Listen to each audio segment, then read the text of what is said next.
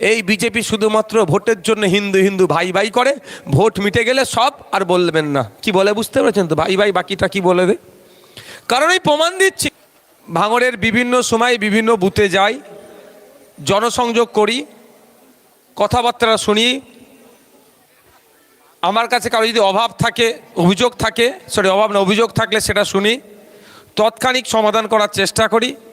যদি তৎক্ষণিক সমাধান না করতে পারি তাহলে সেটাকে আমি নোট ডাউন করি এবং সেটাকে কিভাবে সমাধান করা যায় তার ব্যবস্থা আমরা করি। আমি বিগত দিন ধরেই আপনাদের এখানে ভাঙড়ের বিভিন্ন বুথে গিয়েছি। তবে আমি একটা কথা বলি, আমি যেটা আশা করেছিলাম সেটা করতে পারিনি, আমি ওই জন্য দুঃখিত। আমি আশা করেছিলাম প্রতি মাসে আসব, কিন্তু আমি পেরে উঠতে পারিনি। এই জন্যই আজকে আমি শুধু ভাঙড়ের বিধায়ক নয়, আপনারা আমাকে ভোট দিয়ে এখন রাজ্যের বিধায়ক বানিয়ে দিয়েছেন। ফলে রাজ্যের যে সমস্যা, অন্যায় অনাচার হচ্ছে, মা কিছু বলবে? তুমি একটু বসো, শুনবো। তুমি এখন একটু বসো, বসো, শুনবো। চেয়ার আছে। যে অন্যায় অনাচার হচ্ছে, আমাকে ছুটে যেতে হচ্ছে বা সেই বিষয়ে আমাকে কনসেন্ট্রেট করতে হচ্ছে, সেই বিষয়ে আমার মনোযোগ দিতে হচ্ছে। ফলে যে যত সময় দেব ভেবেছিলাম সেটা দিয়ে উঠতে পারিনি। তবে দিয়ে উঠতে পারিনি মানে এই নয় যে আপনাদের আমি বিপদে আপদে নেই। হয়তো খুশির সময় না থাকতে পারলেও বিপদে আপদে আপনাদের পাশে ছিলাম। আপনারা জানেন এসআইআর পিরিয়ড এখন চলছে, কিন্তু ফর্ম ফিল আপের পিরিয়ডে আমি ভাঙড়ে প্রায় 28টা জায়গায় আমি এই দায়িত্বটা নিয়ে কাজ করেছি এই স্বল্প দিনে। অন্য কোনো বিধায়ক করেছেন না করেছেন ওই বিতর্কে যাব না, আপনারা ভালো করে জানেন। আবার এসআইআর নিয়ে 16 তারিখে খসড়া লিস্ট পাবলিশড হবে।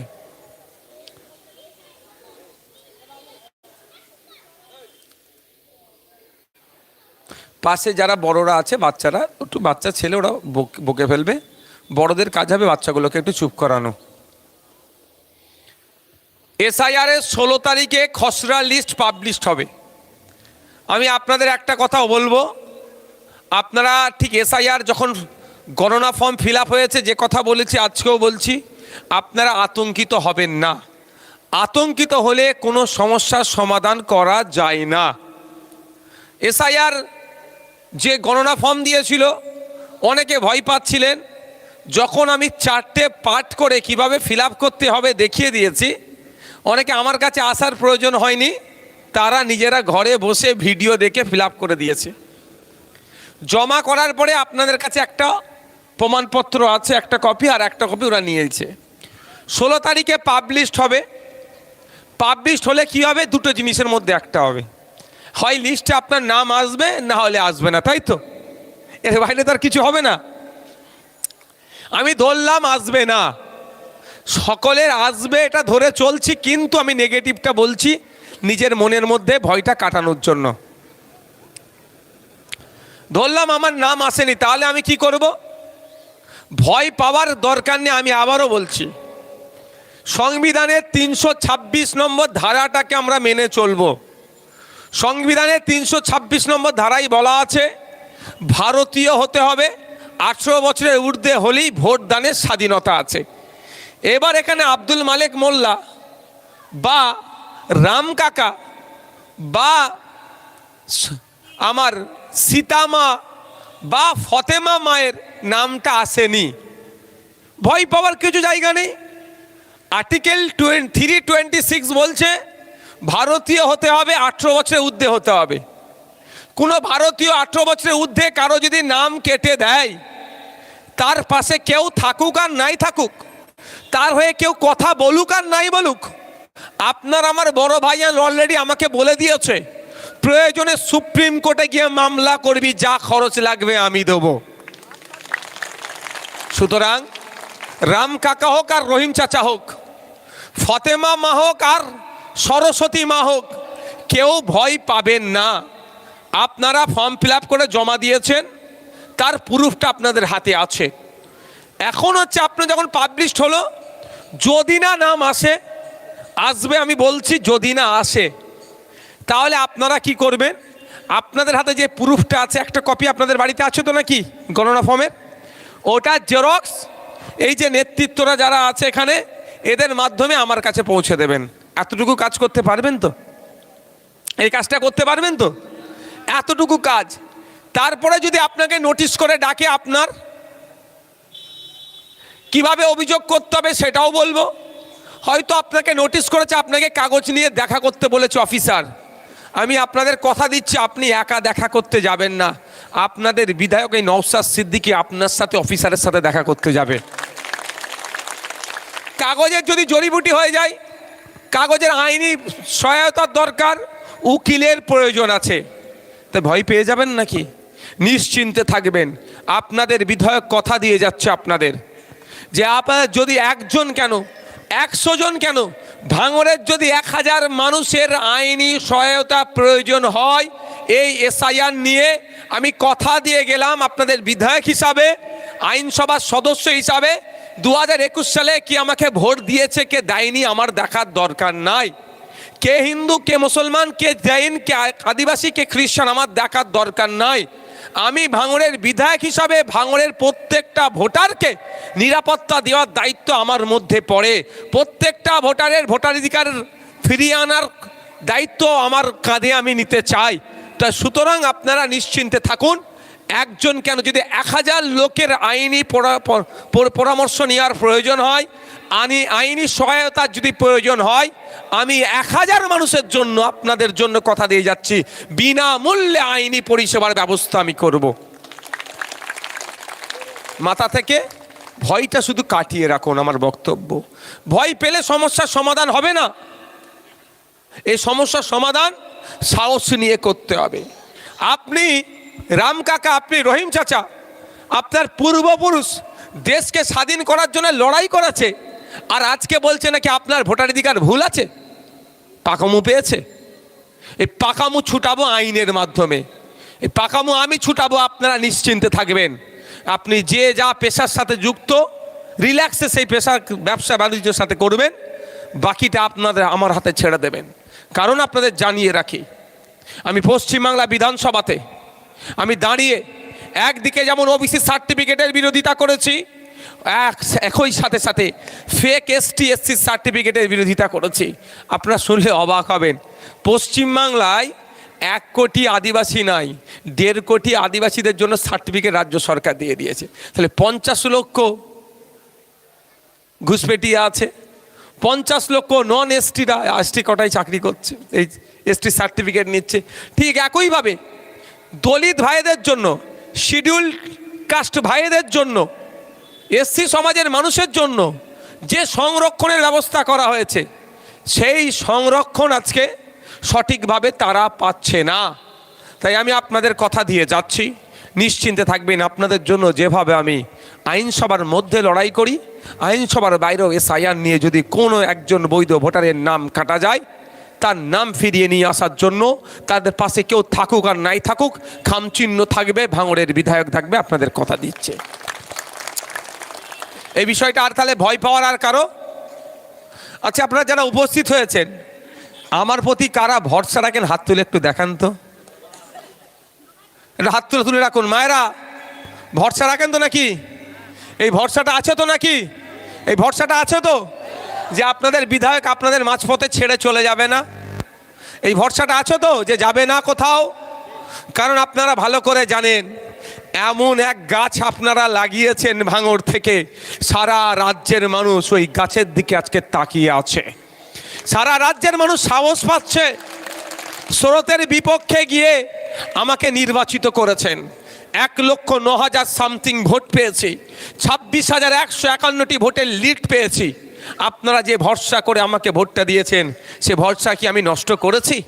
আমি চাইলে, আমাকে চাইছে শাসক দলের মন্ত্রী বানিয়ে দেবে, আমাকে চাইছে টাকা পয়সা দেবে, আমার প্রভাব প্রতিপত্তি আরও বাড়িয়ে দেবে, কিন্তু আমি আপনাদের ছেড়ে যাইনি। আপনারা স্রোতের বিপক্ষে গিয়ে আমাকে ভোট দিয়েছিলেন। রাজ্যের মানুষকে আজকে প্রমাণ করে দিচ্ছেন, রাজ্যের মানুষ আজকে আঙুল কামড়াচ্ছে যে ভাঙড়ের বিধায়কের মতো যদি 10টা বিধায়ক করতাম, তাহলে এই শুভেন্দু অধিকারী আর মমতা ব্যানার্জির ধর্ম নিয়ে রাজনীতি করা বন্ধ করে দিত। আঙুল কামড়াচ্ছ তো নাকি?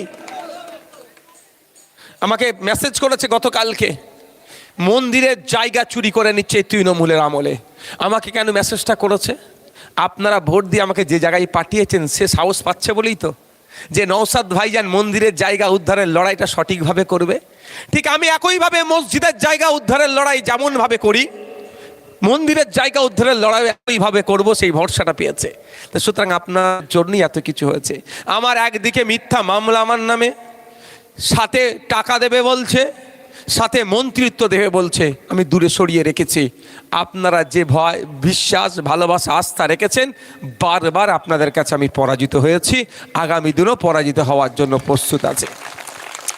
তাই আমার সাথে পেরে উঠতে পারছে না রাজনৈতিকভাবে।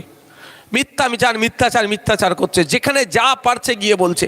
যেখানে আমার হিন্দু সমাজের মানুষরা একটু বেশি থাকে, ওই নওশাদ সিদ্দিকীর মাথায় টুপি মুখে দাঁড়ি, ওকে ও তো মুসলমানদের দল, ওর পাশে যাস না। যেখানে আমার মুসলিম সমাজের মানুষ একটু বেশি থাকে, ওই নওশাদ সিদ্দিকী বিজেপির দালাল, ওর পাশে যাস না, এ কথাই বলছে। তো আমি দুটো কি আজকে খণ্ডন করব। প্রথম কথা হচ্ছে, আমাদের নামে অভিযোগ দেয় আমরা নাকি বিজেপির কাছ থেকে টাকা নিয়েছি। আজ পর্যন্ত প্রমাণ দেখাতে পারেনি, আর কিয়ামত পর্যন্ত পারবে না। নিলে তো ভাই প্রমাণ দেখাবে, তাই না? দ্বিতীয় কথা, আমি অনেক জায়গায় মাইকে বলেছি, আজকেও বলছি, যে আমি যদি বিজেপির কাছ থেকে গোপনে টাকা নিই, ও বেটা কত চালাক, তাহলে ওর কত ভালো সম্পর্ক ওই তাহলে জেনে যাচ্ছে, তাই না? কি হো? তবে দুই বেটা বলেছিল বিজেপির কাছ থেকে নাকি 30 কোটি টাকা আমি নিয়েছি, কলকাতা কোর্টে মামলা হয়ে গেছে, ওনাকে কোর্টে হাজির দেওয়ার জন্য নির্দেশ এসে গেছে। যদি না হাজির হয়, আইনের মাধ্যমে বেটাকে বেঁধে তুলে কোর্টে নিয়ে যাবে, এটাও বলে রাখছে। বলেছে 30 কোটি টাকা, তো ওনাকে কোর্টে গিয়ে প্রমাণ দিতে হবে, কবে, কোথায়, কিভাবে নিয়েছে প্রমাণ দিক। আমি তো, কেউ আমাকে একটা খারাপ ভাষা বললো, সে খারাপ ভাষায় আমি উত্তর দিতে পারবো না, ওই রুচি আমার নাই। তা আমি কোর্টকে যেয়ে বলেছি এটা আমার নামে মিথ্যাচার করছে, আপনি ওনার কাছ থেকে জানুন। কোর্ট ওনাকে ডেকে বলবে, এবার বলো কোথা থেকে পেয়েছো। কোর্টে একবার যাক না, আমার উকিলরা আছে, বুঝিয়ে দেবে, ভালো করে বুঝিয়ে দেবে একদম। বুঝতে পারছেন কি বলছি, যে উত্তর দেবে। তারপরেও বলছি, আপনার যদি এত ভালো সম্পর্ক থাকে শুভেন্দু অধিকারীর সাথে, কবে আমাকে টাকা দিচ্ছে আপনি জানতে পেরে যাচ্ছেন। আমি অন স্টেজ, ওপেন স্টেজ বলে যাচ্ছি, অন ক্যামেরা বলছি, কি ওনাকে বলছি বিজেপির কাছ থেকে টাকার ব্যবস্থা করুন, আমি টাকা নেব। এটা যেন আবার কেউ কেটে ছেড়ে দেবেন না। কাটিং করে অনেকে আবার সংসার চলছে, আমাদের ভিডিও কাটিং করে, বড় ভাইজনের জলসা কাটিং করে অনেকের আবার সংসার চলে যাচ্ছে। দেখ কি বলছি, আমি এই ভাঙড়ের খরম্বা মণ্ডলপাড়ায় দাঁড়িয়ে বলছি, বিজেপির কাছ থেকে যদি ওনারা টাকার ব্যবস্থা করতে পারে আমি নেব। ভয় লাগছে নাকি আপনাদের? কিন্তু আমি একটা শর্ত আছে, শর্তটা 100 টাকার ব্যবস্থা করলে আমি মাত্র 10 টাকা নেবো পার্টি চালাতে, 90 টাকা দিয়ে দেবো যিনি ব্যবস্থা করে দিচ্ছেন তাকে খুশি মনে। ঠিক অফারটা কেমন আছে? হ্যাঁ, কোনো অসুবিধা নেই। আর ওপেন নেবো তো, বলছে গোপনে নিয়েছো বাদ দাও, আমি প্রকাশ্যে নেবো বলছি, তাহলে ব্যবস্থা করুক। যে বিজেপি উত্তরপ্রদেশে নয়ডাতে 19 বছর 17 বছর ছেলেটি, একটি আদি দলিত ছেলে জন্মদিন পালন করার জন্য তাকে পিটিয়ে মেরে দিল, যেই বিজেপির এতে, যেই বিজেপির ওখানে তথাকথিত উচ্চ বর্ণের মন্দিরে পিছিয়ে বর্গের একটি বাচ্চা পানি পান করেছিল বলে পিটিয়ে মেরে দিয়েছিল, যেই বিজেপি সাম্বাল মসজিদের আপনার সার্ভের নামে 5টি ছেলেকে গুলি করে মারলো, যেই বিজেপি গুজরাটের বিলকিস বানুকে যারা ধর্ষণ করেছে মালা পরালো, যেই বিজেপি কলকাতায় ওই প্যাটিস বিক্রেতাকে যারা মারধর করেছে জামিন পড়ে তাকে মালা পরালো, সেই বিজেপি নাকি নওশাদ সিদ্দিকীকে টাকা দেবে। বুঝতে পারছেন? আর দ্বিতীয় কথা, যারা আছেন এখানে, আমি তো মরে গেলেও বিজেপিকে ভোট দেবো না, শুধুমাত্র মুসলমানদের বিরোধী করার জন্য নয়, একটু মাথায় রাখবেন।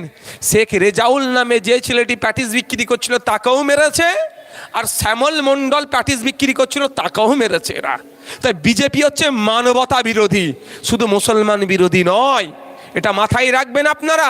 ভুল বুঝিয়ে দেওয়া হচ্ছে, বিজেপি হচ্ছে মানবতা বিরোধী। বিজেপি জল জমি জঙ্গলের স্বাভাবিক অধিকার, জঙ্গলের আমরা জানি আদিবাসীর, কেড়ে নেওয়ার চেষ্টা করছে। বিজেপি পিছড়ে বর্গের হিন্দুদেরকে এখন আপনি এতে চলে যান মধ্যপ্রদেশে, আপনি হায়দ্রাবাদের সেন্ট্রাল ইউনিভার্সিটিতে পড়াশোনা করতো রহিত ভেমুলা, তথাকথিত উচ্চ বর্ণের মানুষ, এমন তাকে স্লেজিং করেছে, ইফটিজিং করেছে, সুসাইড করতে বাধ্য হয়েছিল। কই বিজেপি কথা বলেনি তো? এই বিজেপি শুধুমাত্র ভোটের জন্য হিন্দু হিন্দু ভাই ভাই করে, ভোট মিটে গেলে সব আর বলবেন না। কি বলে বুঝতে পেরেছেন তো? ভাই ভাই বাকিটা কি বলে দে।